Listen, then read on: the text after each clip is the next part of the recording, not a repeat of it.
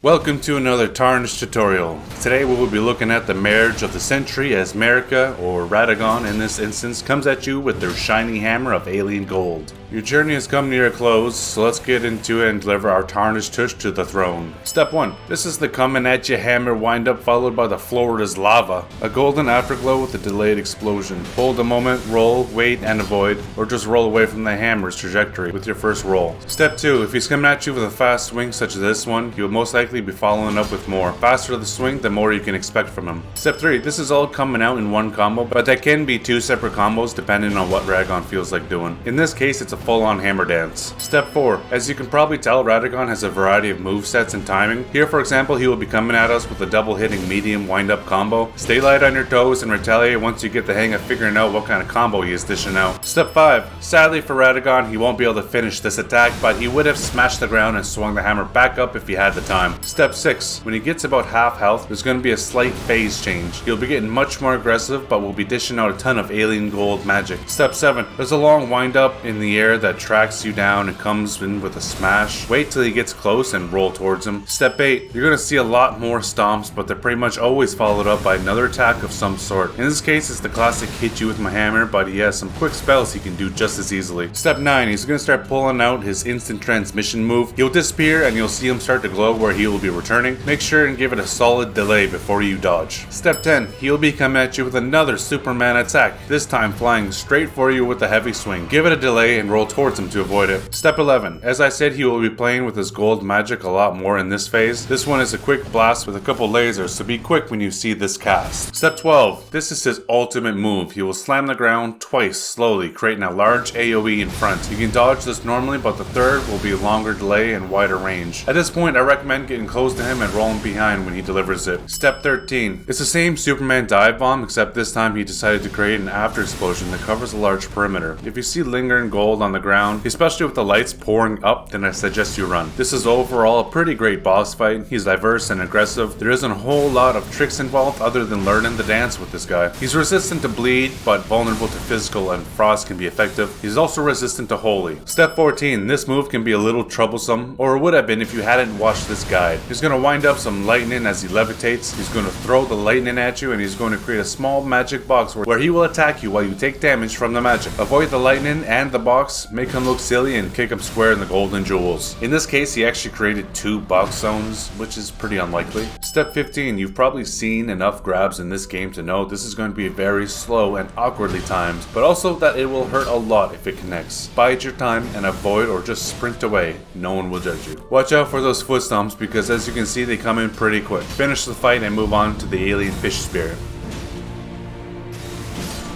First thing you want to do when you see this guy is run straight to him. Try to get behind him and start making work. Step 16. He will always start the fight by blowing his golden breath. He will reach around his feet, but will mostly go in front of him. This is an opportunity to get some free damage in. As soon as this step's over, he will start swim flying away and the chase is on. Step 17. The glowing sword means he's about to throw some sword/projectiles at you. There will be 4 total. The last 2 being slightly delayed from the rest. Avoid these while you actively try to approach. Step 18. When he starts harnessing this abyss-like energy, run because it's gonna blow. Step 19. He does have the occasional basic sword plunge, so watch out for that, but if you're actively getting close, as you should, you probably won't even need to dodge it. As you can see and have probably heard about this boss, there's a lot of chase involved, and the annoying bit is he might just take off soon as you get close, or when you get close he does a move you can't punish, such as this. It's the Elden Ring move. Here you will have to survive golden rings that blow up. The jump or roll can be a little weird, but you need to make sure you're as close as possible to the initial rings before dodging, after which you would need to quickly get out of the zone showed by the gold ring on the water floor. Avoid the attack and continue your pursuit. This is the gold breathing attack we saw at the beginning of the fight, except this time it's an actual threat.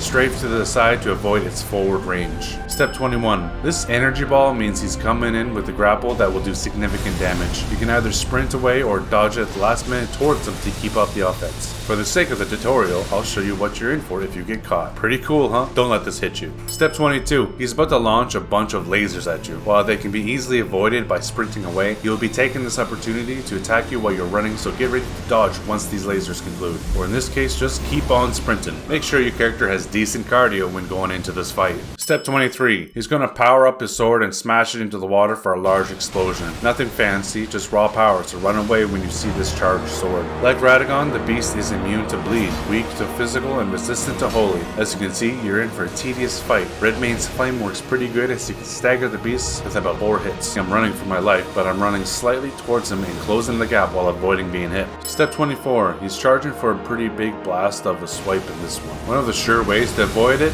is to get as close as possible. Otherwise, if you're caught mid-range, you actually need to roll with the attack. Don't forget this guy still fancies himself a bit of a sword fighter, so watch out for that. When he does his golden ring move again, he will have multiple rings, so prepare yourself. Probably the most popular move from the Elden Fish. He's going to throw stars at you, lots of stars, and the best part, you can't avoid them. I mean, you can with Bloodhound Step, but otherwise there's no way. The small stars will only do chip damage, but there'll be a larger star that will slowly follow you and actually do damage. Surprisingly, it didn't happen in this fight, but you most likely will see it. It's not that bad if you don't mind a bit of chip damage, it's more annoying than anything. And that covers all his moves. It's a tough fight, but worth it as you finally get to call your adventure to an end and sit on the throne as the one true Elden Lord. Or a guy who eats poop depending on the choices you made. Thanks for watching, I'll see you on the next one.